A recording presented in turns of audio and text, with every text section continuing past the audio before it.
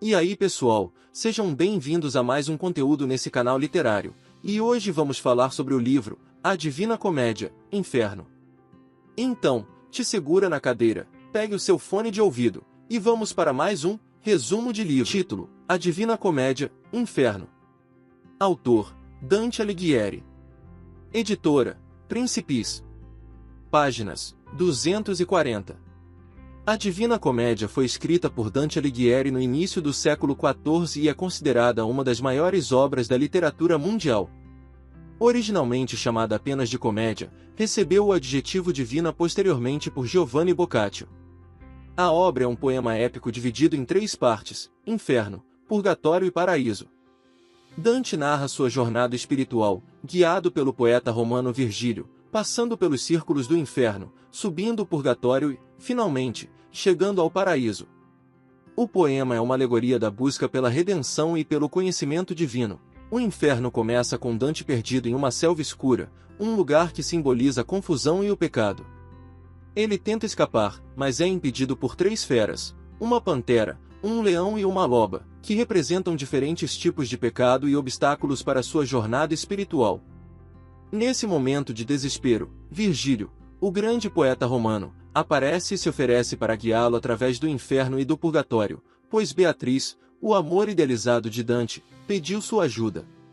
Virgílio explica que Dante precisa primeiro testemunhar as almas condenadas antes de seguir para a purificação e, por fim, alcançar o paraíso.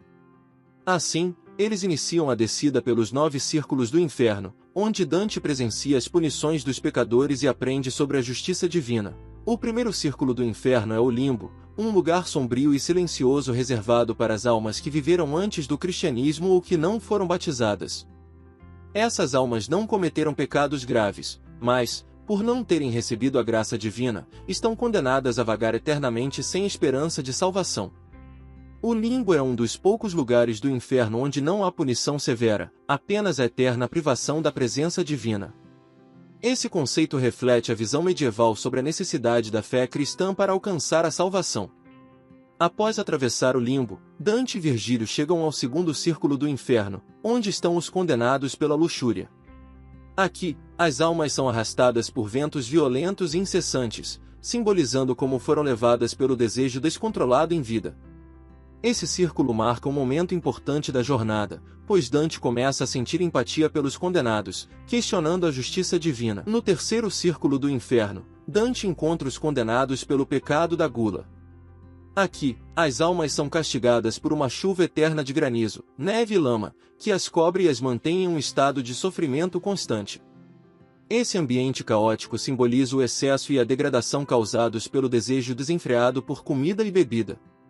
O guardião desse círculo é Cérbero, o cão monstruoso de 3 cabeças da mitologia grega, que devora e atormenta os pecadores com sua fúria. Dante e Virgílio precisam acalmar a criatura para prosseguir, e Virgílio joga terra em sua boca para distraí-lo.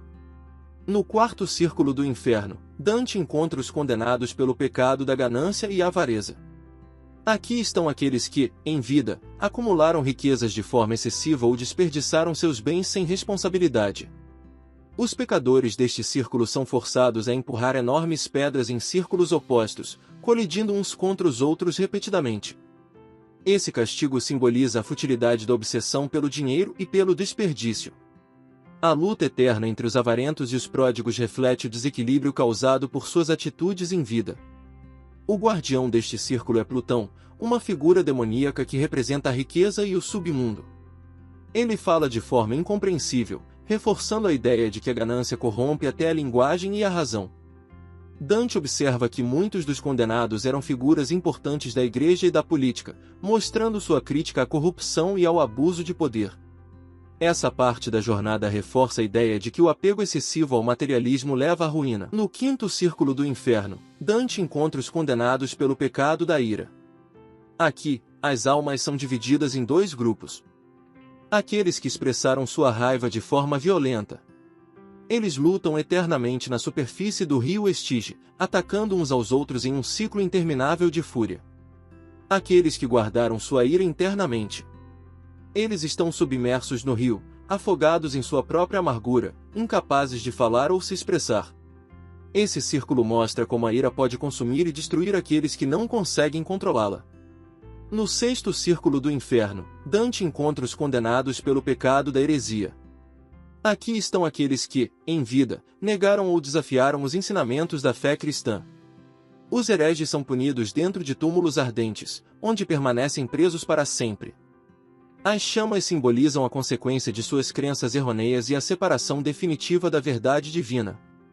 O calor intenso reflete a dor espiritual e a condenação eterna.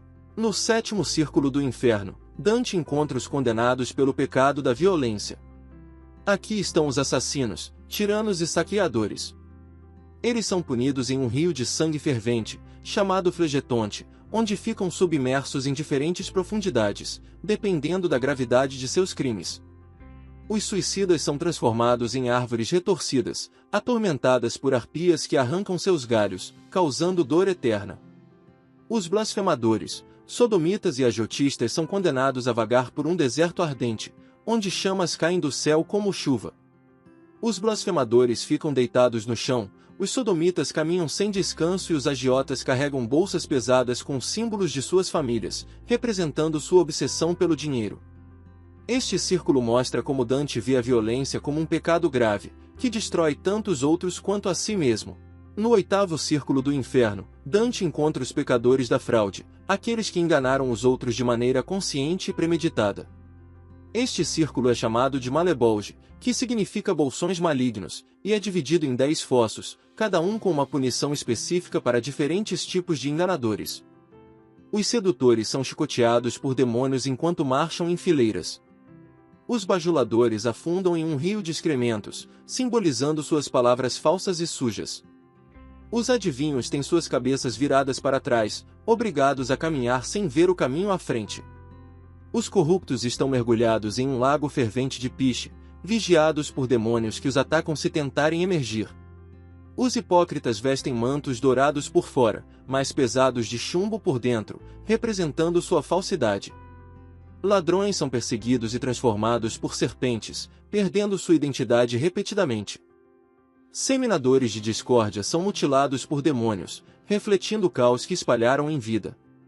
Falsificadores e impostores sofrem doenças horríveis e deformações, representando a corrupção que espalharam. No nono círculo do inferno, Dante chega ao círculo dos traidores, onde estão aqueles que cometeram as formas mais graves de engano. No centro do inferno, Dante encontra Lúcifer, uma criatura gigantesca e monstruosa com 3 faces, cada uma mastigando eternamente um dos 3 maiores traidores da história, Judas Iscariotes, traidor de Cristo. Brutus e Cássio, traidores de Júlio César. Lúcifer está preso no gelo, incapaz de se libertar, simbolizando que o próprio mal está aprisionado por sua própria natureza. Este círculo marca o fim da jornada pelo inferno. Dante e Virgílio então seguem para o purgatório, iniciando uma nova fase da busca pela redenção. Os círculos infernais refletem a visão medieval de justiça divina, onde as punições são aplicadas de maneira proporcional à gravidade das transgressões. Cada círculo reforça a ideia de que os pecadores sofrem por suas próprias escolhas, sem possibilidade de perdão. Virgílio, o guia de Dante, personifica a razão e o conhecimento clássico, fundamentais para interpretar a realidade e compreender os eventos que se desenrolam ao longo da jornada. A presença de figuras históricas e mitológicas permite que Dante critique a corrupção política e moral de sua época, transformando sua obra em uma reflexão profunda sobre os valores e falhas da sociedade medieval. A estrutura concêntrica do inferno enfatiza a noção de que os pecados mais graves levam à punição mais severa, culminando no último círculo, onde os traidores enfrentam o castigo definitivo. A traição, considerado o pior pecado, evidencia a importância da lealdade e da confiança em uma sociedade baseada em hierarquias e relações de poder, mostrando que a ruína moral é o destino inevitável daqueles que rompem esses laços sagrados. Dessa forma, Dante constrói uma visão detalhada e simbólica do inferno, tornando sua jornada não apenas uma exploração dos tormentos eternos, mas também uma profunda análise sobre justiça, moralidade e redenção. Um clássico atemporal. Se você gostou desse episódio, deixe o seu like e se inscreva no canal. Além disso, colocamos na descrição do vídeo um link exclusivo para você adquirir esse livro. Para mais resenhas como essa, acesse resumodelivro.net. Muito obrigado pela sua audiência, e até o próximo resumo de livro.